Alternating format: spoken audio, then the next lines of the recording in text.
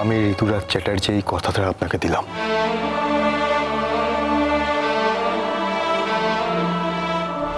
অনুজ চ্যাটার্জি জীবনে যা যা ভুল করেছে, ঋতুরাজ চ্যাটার্জি সেই ভুলগুলো করবে না।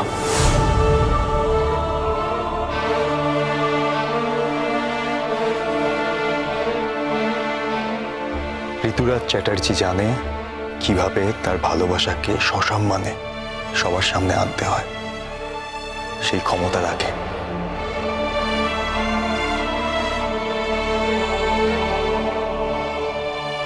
ঋতুরাজ চ্যাটার্জি জানে কিভাবে তার ভালোবাসাকে সম্মান দিতে হয়।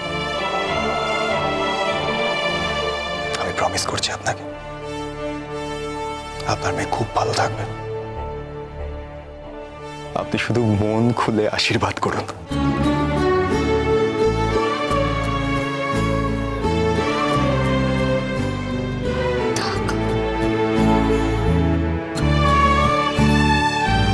যাও, শুভ কাজটা সেরে নাও। আমার আশীর্বাদ সব সময় তোমার সঙ্গে ছিল, আজও আছে।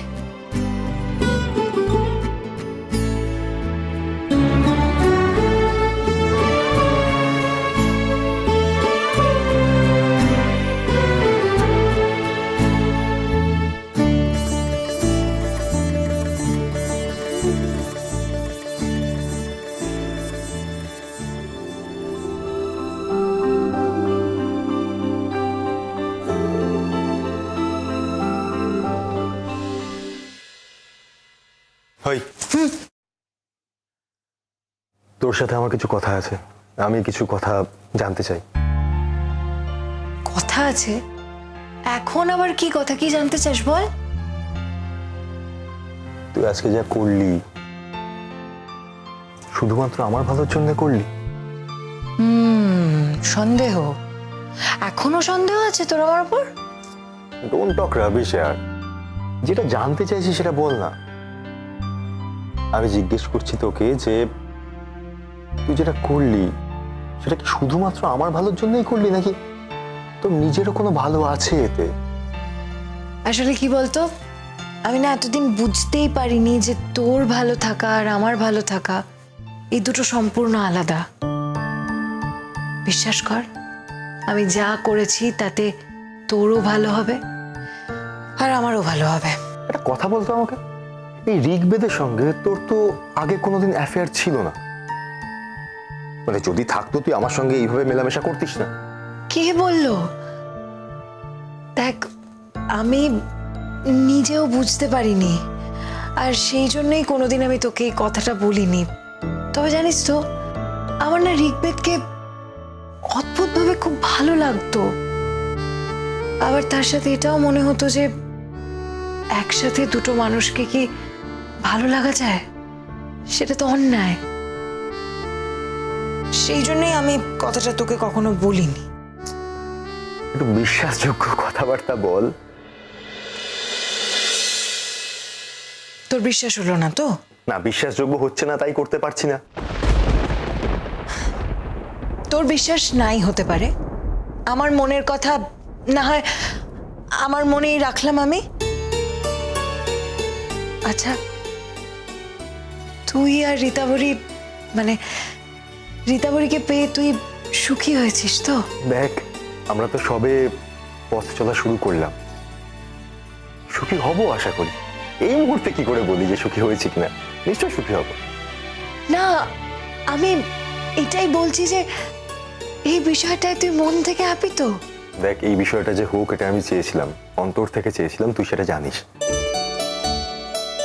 কিন্তু এটাও কিন্তু ঠিক, আমি তোকে কিন্তু কোনোদিনই বন্ধু হিসেবে হারাতে চাই না, হারাতে পারবো না। আমার কি মনে হয় বলতো, তোরা দুজন খুব হ্যাপি হবি। অবশ্যই হ্যাপি হব, কিন্তু তার মানে কিন্তু আমি কিন্তু তোকে কোনোদিনই আমার বন্ধু হিসেবে হারাতে রাজি নই অয়ন্তিকা। না, বন্ধু হিসেবে আমি তো আছি, এখানে হারানোর কি আছে?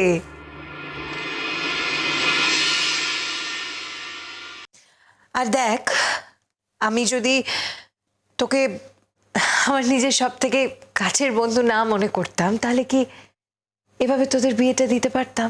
হ্যাঁ জানি, সবটাই জানি। তাও কেন আমার মনে হচ্ছে তোকে দেখে যে তুই বুকের মধ্যে একটা কষ্ট চেপে রেখে কিছু করছিস। কি কি বলছিস? কষ্ট? কিসের কষ্ট? ও, তোর জন্য কষ্ট। আচ্ছা দেখ, তোর জন্য এই কষ্টটা যদি আমি বুকের মধ্যে চেপে না রাখতাম, তাহলে কি ঋগ্বেদের সাথে আমার বিয়েটা হতো? না ঋগ্বেদকে আমি পেতাম? আমি বলছি ঋগ্বেদ বিয়ে করতে রাজি হলো?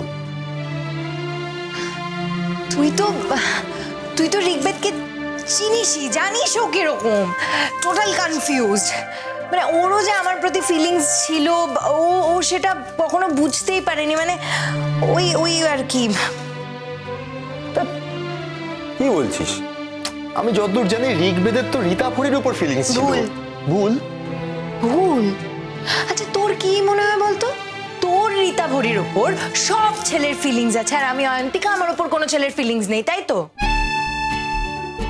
না না, আমি এটা বলিনি। আচ্ছা আমিও মজাই করছিলাম। এই দেখ, এই বিয়ে বিয়ে করতে করতে তোর জীবনের সব মজা, আনন্দ, হাসি সবকিছুই তো একেবারে ভ্যানিশ। মোটেও না। এই তুই এখানে কি করছিস? রীতাভরি ঘরে একা না? তুই ওকে ছেড়ে এখানে কেন এসছিস? ওর কাছে যা। এক সেকেন্ড, মানে একা রেখে এসছি মানে দেখ, মানে তোর কি মনে হয় যে রীতাভরির সঙ্গে আমার বিয়ে হয়েছে বলে আমরা 24/7 একে অপরকে গার্ড দিয়ে রাখবো, বডিগার্ড হয়ে ঘুরে বেড়াবো একে অপরের? এরকম হয় নাকি? সেরকম সম্পর্কে আমি বিশ্বাস করি না। সম্পর্কের মধ্যে আলো হাওয়া থাকা প্রয়োজন, তাহলে একটা সম্পর্ক ভালো থাকে।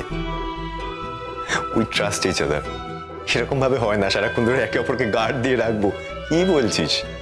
ও, তার মানে তোর আর আমার সম্পর্কেও একটু আলো আছে, একটু হাওয়া আছে, তাই না?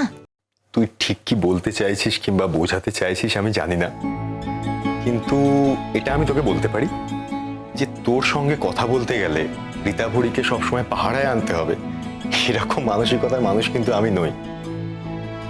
এবং যতদূর আমার ধারণা রীতাভরিও নয়। আরে বাবা, আমি অত সিরিয়াসলি কথাটা বলিনি। নতুন বউ, তাকে ছেড়ে কি থাকতে ইচ্ছে করে? দেখ, তুই না হয় প্রথম থেকেই মনে মনে চাইতিস, কিন্তু রীতাভরি কি চাইতো সেটা তো কখনো মুখে বলেনি। না, রীতাভরি এটা চাইতো, রীতাভরি তোকে ভালোবাসে, কিন্তু কথাগুলো বলার তো কখনো সুযোগ পায়নি। আর তার মধ্যে আমি ওর কানের সামনে আমার বিয়ে, আমাদের বিয়ে এইসব বলে বলে ওকে আমরা কেউ সুযোগই দিইনি। তাই বলছি, যা ওর কাছে গিয়ে ওর সাথে একটু কথা বল, ওর সাথে সময় কাটা। ওরও তো অনেক কিছু বলার থাকতে পারে, যা। হ্যাঁ, কথা হবে, অবশ্যই কথা হবে, অনেক কথা জমে আছে, সব কথা হবে ওর সঙ্গে। কিন্তু একটা কথা কি জানিস তো, তোর সঙ্গে আজকে এই কথাগুলো হওয়া খুব দরকার ছিল। আজকে আমার জীবনের একটা আনটোল্ড স্টোরি আনফোল্ড হয়ে গেল। এই কথাগুলো জানা আমার জন্য খুব দরকার ছিল। আমি মনে মনে অনেক কিছুই ধরে নিয়েছিলাম, যেটার মধ্যে কিছুটা কল্পনা, কিছুটা সত্যি। আজকে সবটা ক্লিয়ার হয়ে গেল। থ্যাংক ইউ রে, তোর কাছে কৃতজ্ঞ থাকবো আমি সারা জীবন। Thank you. বন্ধুত্বের মধ্যে কোনো কৃতজ্ঞতা থাকে না ঋতুরাজ।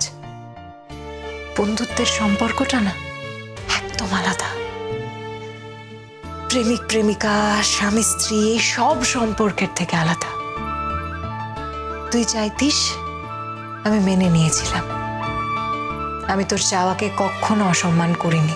তুই বন্ধু বলতিস, আমি বন্ধুত্বটাই মেনে নিয়েছিলাম। আমি মনে করতাম তুই যতই বন্ধুত্ব বলিস না কেন, আসলে ওটাই ভালোবাসা। আর সেটা ভেবেই আমি কিন্তু गुड्डी गुड्डी